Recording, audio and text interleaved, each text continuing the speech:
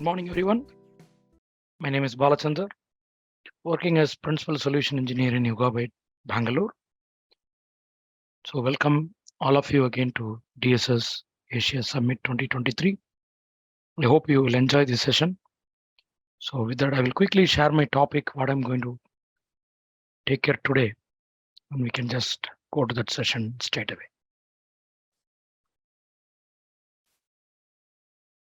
So my topic is going to be deep dive on YugabyteDB's change data capture. So I'm also going to talk about different integration strategies and also like how CDC connector is really going to help you to stream the data from YugabyteDB to various things that you want to do it for your projects. So with that, I will quickly go to the agenda of my session. So the agenda here is going to cover total of 4 subtopics. So we are going to talk about introduction to Yugabyte's CDC and how it works, the architecture. What are the different integration strategies that you can do with Yugabyte CDC? What are the various metrics are currently available to identify how change data tracking is working? So in terms of knowing the delay of data which is getting transferred to your site, or like in terms of knowing like what is the load which is going, right? The number of events are getting streamed. So various metrics are currently available. So we also do a couple of demos. We will be talking about on internet streaming demo, like how that will take the data from an IoT application, storing it in YugabyteDB, using Yugabyte CDC, like you can sync it to another OLAP database. And again, another a simple demo of we can even sync it with the Postgres SQL as a sync, right? Those two are the 2 demo I just planned. I will straight away go to the first part. What is Yugabyte CDC? As the name says, CDC is change data capture. CDC is mandatory in most of the DBs nowadays. So because whatever the CRUD operations that you are doing, like select, insert, update, so you need to track those changes and take the changes out of your DB rather than going back to the same table to identify the changes, where you want to stream those changes directly from your logs, right? And that will help you to do further data integration or even data transfer to other sinks or other targets where your application wants to consume this data for various other purposes, right? So that's the whole part of CDC is a need where the generalized database is nowadays even pressing the CDC component along with that. And YugabyteDB is also having that component where it does not require any third-party plugin or third-party connector. It's part of our database itself. So this is a process model. So as you can see, YugabyteDB is a distributed DB. So where we are currently running with a distributed architecture using Raft protocol. Are most of you familiar? Raft is another consensus protocol where so the nodes can communicate each other, and it will elect out of 3 nodes from this diagram. One of them will be leader, another 2 will automatically becoming the follower. CDC service is being plugged along with your master and T server. So master stores even the CDC metadata apart from your table and tablets metadata. So even the CDC streams the metadata which is getting replicated with the same Raft protocol. So this does not require any additional protocol or any sort of additional drivers or anything to communicate, right? Similar to DB is stateless, CDC service is also stateless. So as you can clearly see, like you can connect to any node like DB, you can just get the data out of it. The same way, like to even identify your CDC data, you can connect to any node and you can get your data out of that, because the master maintains the metadata of that node along with other nodes, and T server anywhere running the CDC service, which is getting the copy of the data which is already available maybe from the other tablets which is not on this T server, but it still will help you to identify the changes seamlessly, right? So that's where we are clearly calling it out. Change data capture service is stateless. CDC, where nowadays people think like, okay, I need to put some another connector or third party where Yugabyte needs that. So if you have that notion in your mind, kindly erase it. We don't expect any third party component to be added to YugabyteDB to support your CDC, right? That's what I just want to press that statement again. How the architecture, CDC architecture in YugabyteDB works?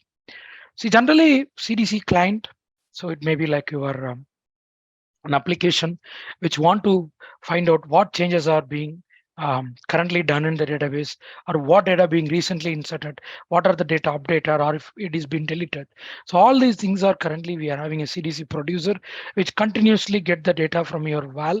So what you can see from here, so which decodes based on the data which is available from your val, that decodes along with the catalog which is stored in our PG catalog and CDC state table to track the checkpoint services, right? So let's say the request comes from client. The producer will get the data from the val. Val is nothing but write ahead log.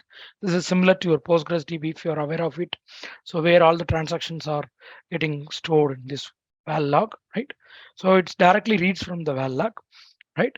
So as after the second step, in the third step, where the intent DB, this is where our underlying storage engine, which is using the rocks DB. So that's a storage engine where which get the necessary details for those changes along with that. So where the CDC producer will decode the data using the Postgres catalog table, and then finally the checkpoint services track the changes, making sure that this is a change has been sent previously. Now this is the current change that we need to emit, right? That's why the data emission will happen after it's checking the CDC state table, whether the CDC for that particular stream ID is being running and all those things, right? And finally, the data will get to your client, like what are the new changes has been done, whatever the the the transaction has been done on the table. Like for example, if it is done with insert, you can get a transaction in a flag of C. If it is an update, you will get a transaction with the flag of U. For D, you will get a transaction flag as D, right? This way, you will easily identify what type of CRUD operations been happen for this table with this CDC mechanism, right? So I think that's helping you to understand like how the CDC flows, what is the architecture, and how exactly it works. So under the hood, like it's using the val, plus it is also having its own metadata and catalog tables being um, used to refer the CDC state and other thing. Now let's look at how CDC can be integrated to your target or sync, right? Or even to another application, downstream application you want to consume from YugabyteDB to another application. So nowadays, a lot of modern applications demands like data copy can happen over the wire through real time, right? Rather than running in batch mode or anything. So to do that, so CDC is being very effective for you to meet those requirements and making sure that you are able to do the data transfer over the wire in real time through Kafka messaging broker or any messaging broker which is compatible with the Kafka API, right? So that's something which we are going to talk about it. So as you can see the diagram, so CDC service is already been part of our core DB component.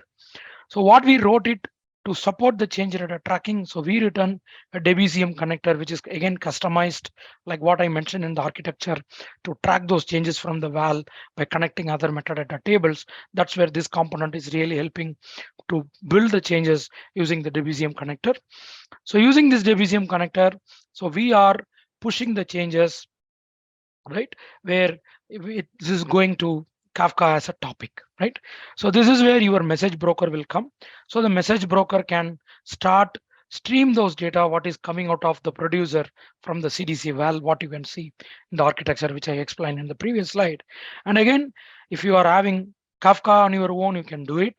And that will be your messaging platform where you can deploy your Kafka Connect with this DBCM connector, and you can create your connector configuration to run the CDC stream on top of it. Suppose you are running your entire stack in AWS. We will even support AWS MSK, so where you can keep your MSK as your messaging server or messaging broker to create all those streams on top of MSK.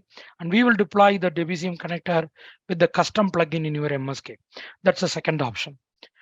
Sometimes you may think of neither Kafka nor MSK is being used in your organization, where you may need to use Red Panda kind of a infra, right? Red Panda is again supporting Kafka APIs.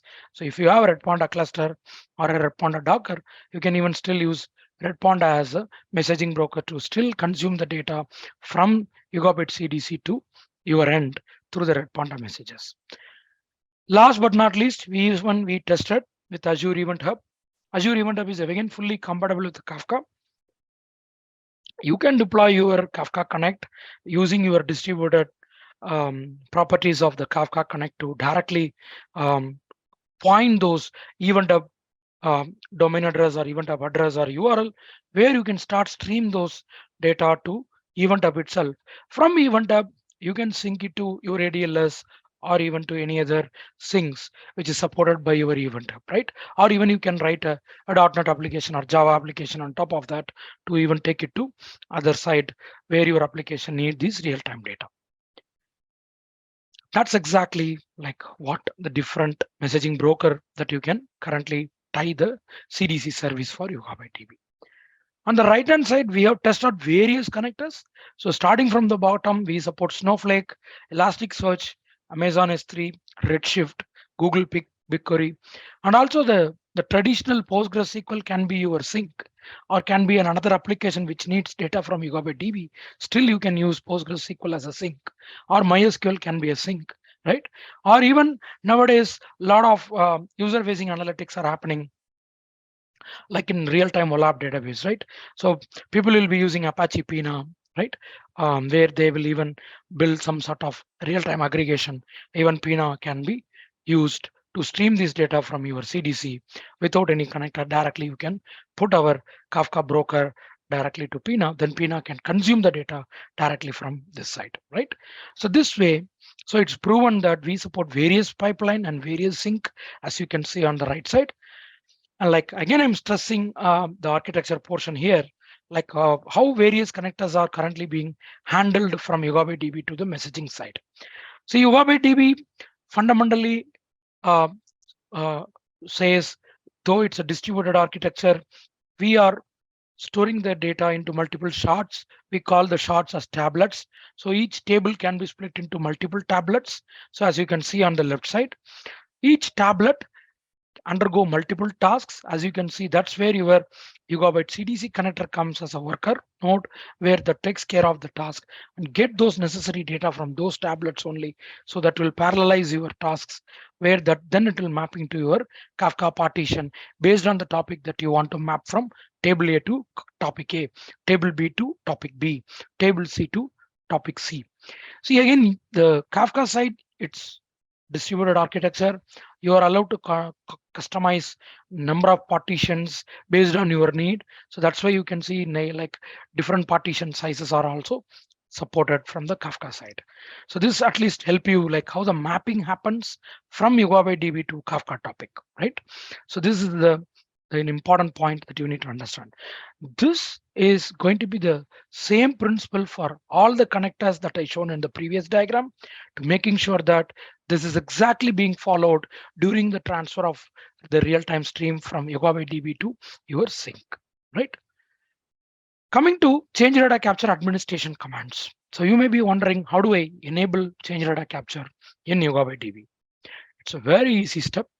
Like you can see those commands. So as soon as you created your DB in YugabyteDB, so you need to create a change data stream for particular database. So assume the namespace is Yugabyte, can be your standard database or maybe another database like example, any name you are just using it as a database. You can just put that in the namespace entry and then just run this command, create change data stream from your YSQL shell. This will give an ID that will tell you what are the tables are there on the database all being part of that stream ID, right? That will start at streaming those changes once you created your connector, and you can just start those topics on the right side, right? Other commands are also helpful to understand like what is the stream info, what are the tables are mapped. If you want to delete it, if you wrongly created another stream, you can delete it, or even you can list down the change data stream for this stream ID, how many tables are mapped. Similarly, for another database, what is that stream ID? What are those tables mapped? Like that, you can just list those change data streams as well. This is a sample connector configuration. As soon as now you created your database, you created your stream ID. Both are ready. That means you are ready to start stream your data from YugabyteDB to outside, right? So this is where your Kafka connector configuration helps you to deploy a connector. So this is the source side. Now source side is telling this is my Debezium connector, which is the connector class, and this is my YugabyteDB, what it is running in my local machine with the port of 5433, and this is my Yugabyte master addresses, where you can see if I'm running a multi-node where you have to put in comma separated with the different IP addresses. If it is a single node, you just need to put only one entry with the 7100 as a port. This is a very important part where change data capture comes. As soon as you created the change data stream ID from the previous step using this command, this will give an alphanumeric value that you have to paste it here. For that particular user, that particular DB, and this is a logical name of the database you just want to give it. This can be any name just to identify your topic, right? Here I'm just going to stream two tables data. One is test1, other one is test2 from my YugabyteDB, right? That's exactly the connector I am just deploying it. As soon as I have my Kafka, Zookeeper, and Yugabyte change data connector, which is called a Debezium connector, all are running, right? How do I deploy that? So that's where we have a detailed documentation. So in terms of deploying those Docker containers, suppose you are going to run locally. So this is the step you need to follow to running a Debezium locally. So you have to first start your Zookeeper, then start the Kafka, then just export your host name or the IP address of the database node where it is running, and then you just go and create your table, whatever the table you want to stream it, or if it's an existing table, you just create directly the stream ID. This is an important part that you are enabling the change data capture. So this is the change data stream ID for that particular database. So example, in this case, YSQL API, Yugabyte is my database name. So instead of Yugabyte, you can give your own database name. So after executing this command, you will get a CDC stream ID. This is very important. You have to keep it. So where you need to start deploy the connector using this stream ID, which is shown in the PowerPoint. So we have ran two Docker container, Zookeeper, Kafka, right? These are standard Zookeeper and Kafka containers. If you don't want to run Docker, you can even install on your local standalone cluster as well. The third most important component is a Debezium Yugabyte connector. So this is a Debezium connector for Yugabyte. What we customize the Debezium connector to support the change data stream from YugabyteDB. So which is going to run in 8083, right? So this you need to run it. If you don't want to again run it as a Docker, we have our jar file. You can even put the jar file to your Kafka library folder, and you can put your Kafka libraries to just point that jar file, and then you need to make sure your nodes are restarted to reflect those jars. That's another option. If you don't want to undergo Docker based deployment, rather you want to go by a standalone deployment.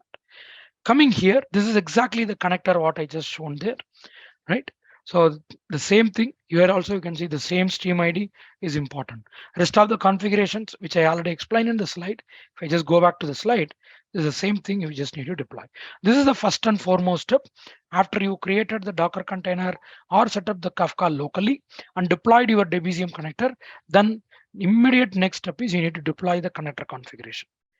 That's all. Once you've done, now we can start seeing those messages in your Kafka broker, right? So it will start streaming those messages. So in this case, Yugabyte is acting as a producer. The Kafka, what you are deploying it is, right? What you are going to consume, that can be like your consumer, right? Now producer side, you already put it. This is exactly your producer connector, you put it. Now consumer end, the connector, it can be sync, whatever connector you want to deploy it for S3, Snowflake, or even PostgreSQL, that you need to deploy another connector to get those data out of that stream, right? Now let me explain with the demo how this can be done, how this is going to work for you. Okay, so in this demo, I'm just taking a simple IoT application running in my local. So I'm just going to start here. So I'm just running this IoT stream. So what is there in this code is, so it's a very simple code. So if you can see here, so I'm just using my PubNub ID to just bring those things, and where I'm just creating all those database connection and running it. So now I'm going to run my node. So this is running in a Node.js application. As soon as you just put it, so you can just go to um,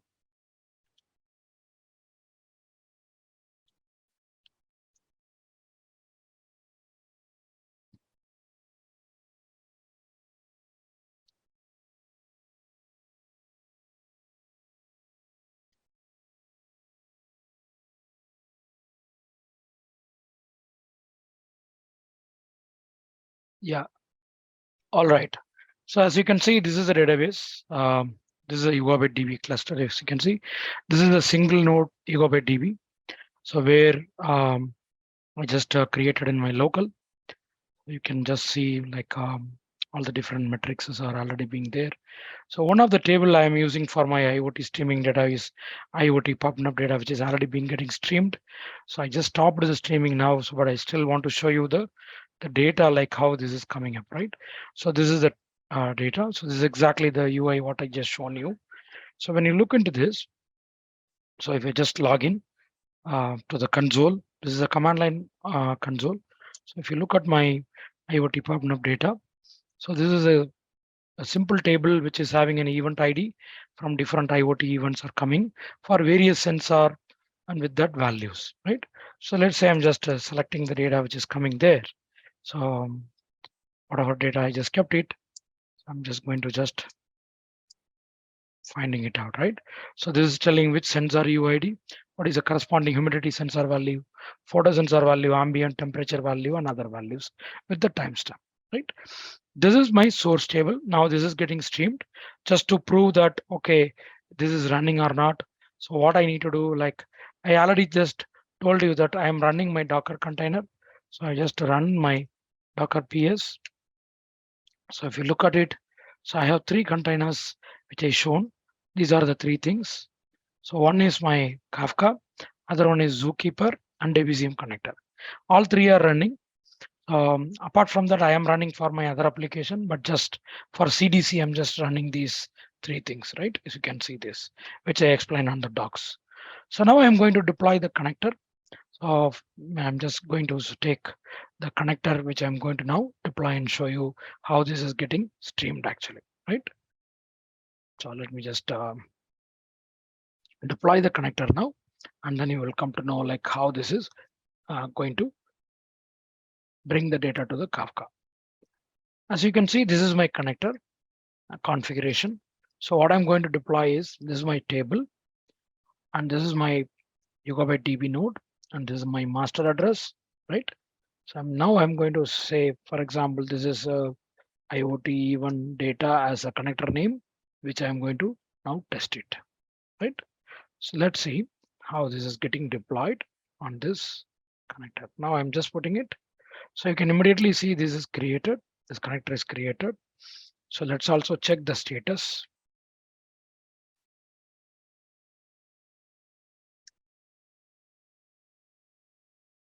So my connector name is IoT event data. So I'll just put status. Yeah, status connector is running. State is running. There is a worker ID. As you can see, there is a task 0 currently. So all those things are there, right? So this way, at least this is helping you to know like, okay, this is at least running now. Now let me test whether the data is getting streamed or not, right? So this is where I'm just going to test.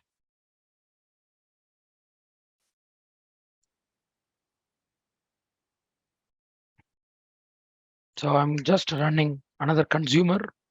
I'm just finding it out. Okay, now this is streaming the data. As you can see, if I just control C, so you can see that this is my message, right?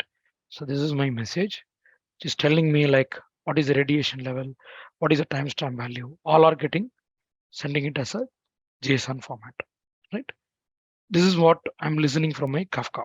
So if you look at it, I just run my consumer by linking my existing Zookeeper and Kafka with the topic name. What I told is db server 1.public.iot pubnub data. This is exactly what I put it in my connector. So as you can see, db server 1.public.iot pubnub data, right? So this is with this stream ID, right? So that way, at least now the streaming is working. The data is getting streamed to Kafka, and as soon as you see like the data is coming to Kafka, now the next step is we need to create the target connector. So in this demo, I'm going to use Apache Pina. Apache Pina, as you know, like Apache Pina is one of the open source OLAP DB. So as you can see here, Apache Pina, if I just to show that, so I already installed on my local, which is running in my one of the node. So what I did is I just set up the Apache Pina by running those commands. Like if you just see here, so it has its own Zookeeper, which I created, and it is having its controller node and the broker node and the server node. These are all the three things are required. And then Zookeeper is mandatory to control these servers, right? So this is a peanut setup, which is running in my local. Now I'm going to put the messages directly to Pina, and where I'm going to do a lot of aggregate queries doing the OLAP related functionalities with that. So to do that, what are the things I need? Anyway, my data is available in my Kafka. Now I just need to link Pina to talk the data from my Kafka. So then Pina can directly stream the data through a real-time table, and I can query all the data directly from Pina itself for my OLAP requirement, right? So let's go and see what I did it in Pina, right? So in Pina, what I did, I created a schema. So in this IoT PubNub, I already created a schema. So which you can see similar to our source. So we have a event ID, sensor ID, humidity, photo sensor, all those things. And the same way, like I just created here. Apart from that, I created some timestamp field for datetime. So Pina need dimension and fact and datetime. This is how schema will work, right? So if we can just see, this is how this is taking like what is a category of fields called dimensions and metric or timestamp. These are the three category your schema can be created. Schema is mandatory to create a table in Apache Pina. So when I come to a table creation, so what I need to attach first thing is if I add a real-time table because it's streaming from Kafka. So what I need is I just need to put my schema name. So in this case, IoT PubNub. So it's immediately saying what is a timestamp column and whatever field I want to add it. And stream type, I'm giving it as a Kafka. This is where I'm going to refer my Kafka, which is already running in Yugabyte, where I can put it rather than the Kafka server of Pina. So the Kafka, what I'm already running on this machine, which is 23.16.6. So what Pina is running is 12.15, but I'm using my own Kafka here. And then I'm putting the topic name as dbserver1.public.iot pubnub. This helps me to directly start stream the data and directly I can get the data. Let's say I created a table now. I'm having this table ready and I'm just going to query the data. So just put the table. So you can see immediately data is coming here. Whatever data comes, which is shown in the JSON, it's all being emitted here. Then I parse this JSON to different fields. That's exactly what you can see here on the right side with the photo sensor value, radiation value, sensor ID value, timestamp, and all those different things which is coming there. This is where you can even do aggregation. So for example, I want to find out the maximum value of any sensor for a given hour, right? So I'm just aggregating the query. So you can see here, I'm just doing my group by taking all my event data. So with this 96,000 record, by taking an hour by a record, by 8 o'clock, what is the maximum value? By 9 o'clock, what is the maximum value? By 10 o'clock, what is the humidity value? By 12 o'clock, what is the humidity value? And all those things I'm just taking for different sensor readings directly. This helps me to do real-time aggregation and directly use Pina query to my application to consume any aggregated results on top of that. Still, YugabyteDB is serving for all my transactional needs. Pina is serving all my real-time aggregation need. This way, I can combinedly do a lot of user-facing analytics to run with the help of Yugabyte CDC. So CDC is really helping me to stream the data from Yugabyte directly to any sink, right? In this case, PNI is your sink. That's exactly what I just shown the demo. So let's look at another simple demo. So this is just going to be a Postgres sync. So let's say Postgres is already running, right? So I'm just show my screen again. In this demo, like I told, my Postgres is already running. I'm going to create a connector. So assume that this is my order tracking DB, right? And this is the stream ID which I already created and attached it here. So in this case, right, I already putting my Yugabyte node and masters through a variable. Now, if I deploy this connector, so which I just shown my screen. So let's just go to the DB and go to the order tracking database. So I already have order table.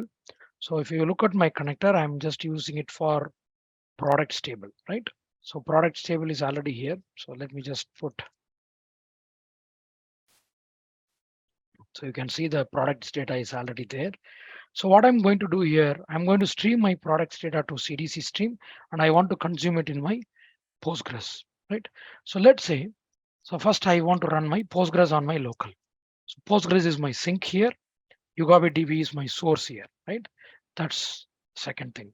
So I'm already running my Postgres, so which is 5432. So I'm just connecting my Postgres directly here. So if I just show my properties, which I already connected. So this is my machine, what I connected. 5432 is my Postgres DB. So I'm directly coming here and you can just see that. So let me truncate the table, what I already have in my products table, right? So let's just stop it.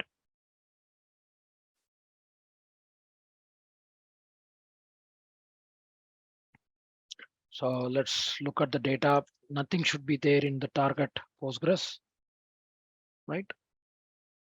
I'm just going to now check no data. Yeah, there is no data. Now I'm going to deploy the source connector. So I'm just taking my source connector. So maybe modifying it as another called Yugabyte connector prod detect. Okay, I'm deploying it. So let's look into this.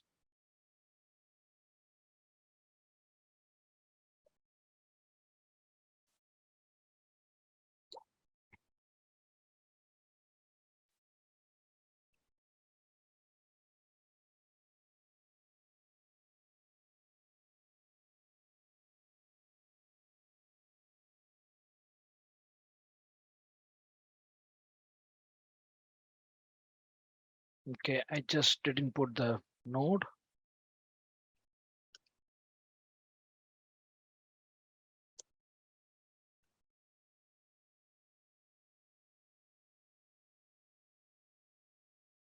But this is coming as a variable.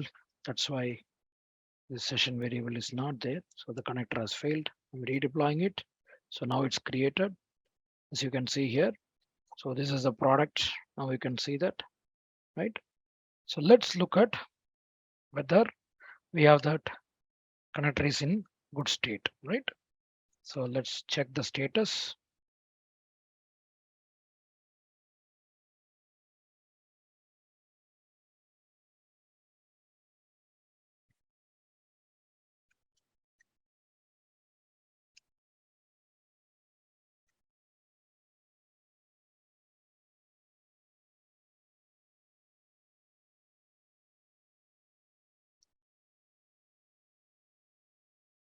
So the connector name, what I used here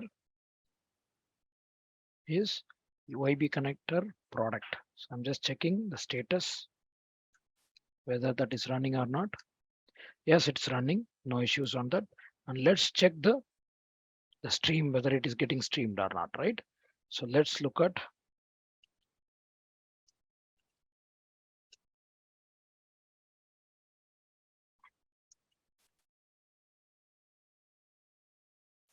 So I'm just going to put the logical name. So which is YB connector to dot public dot products. You can see the messages are getting streamed. Now that means the data is the changes are applied there, right? So now if I just go and touch this table by running a simple YSQL command. So I'm going to order tracking. I'm going to select star from products, limit 1. So let's say I'm going to update this table products,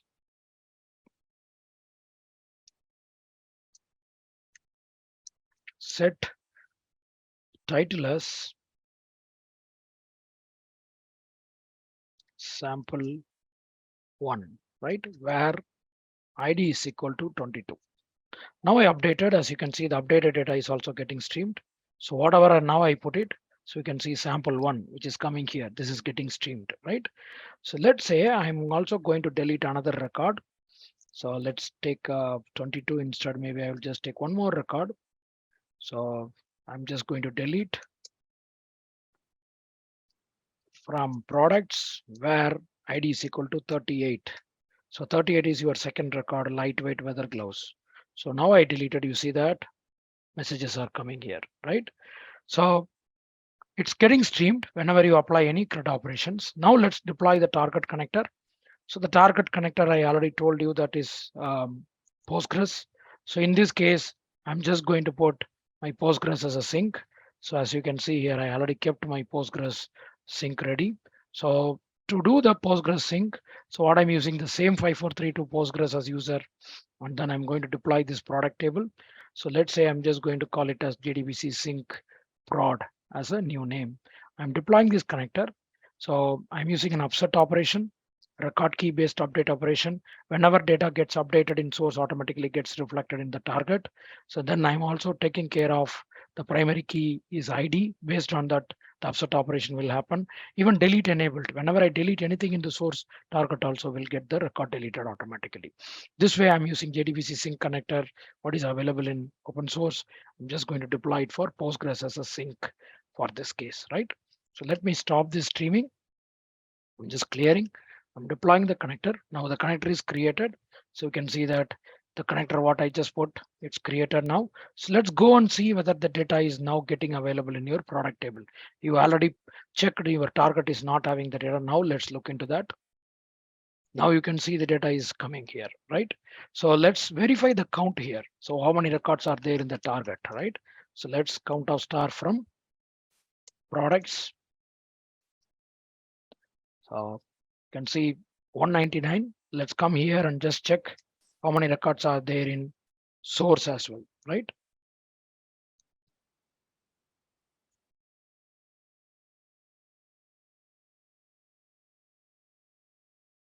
199. Yeah, it's perfectly matching. Now if I daily update one more record, let's say now I'm updating for sample 22. So for example, if I'm taking from products where ID is equal to 22. So if you look at the target, it's having sample 1 as a value, right? So this is a text title. I put it as sample 1. Now I am going to overwrite the sample 1 as CDC demo. Let's look at the change in the target. Now I am updating in the source. Now you see immediately it is reflecting there in the target. You see the CDC demo has come, right? This is how upset is taking care. So with that, I think I conclude my second demo. I also want to touch base the metrics. Metrics are very powerful, right? So, so whatever the Kafka Connect metrics that we are tracking, like how is the connected status, various metrics that we are helping you to support and understand how CDC is working. So what is the CDC change count, right? What is the JVM garbage collection time? How is the memory used? So all the connector workers, what are the messages are going, what is outgoing byte, incoming byte, all the different metrics, various metrics are available. So I also suggest you to try it out, the CDC connector with YugabyteDB. So we already have a sample metrics and the connectors tested with a sample pipeline. So please go to our GitHub page and find out CDC examples, and you can play it by your own, where you can get plethora of knowledge on this one. So with that, I'm signing off. Thank you once again. Enjoy your rest of the session with the DSS Asia 2023. Thank you again for your time. Thanks all.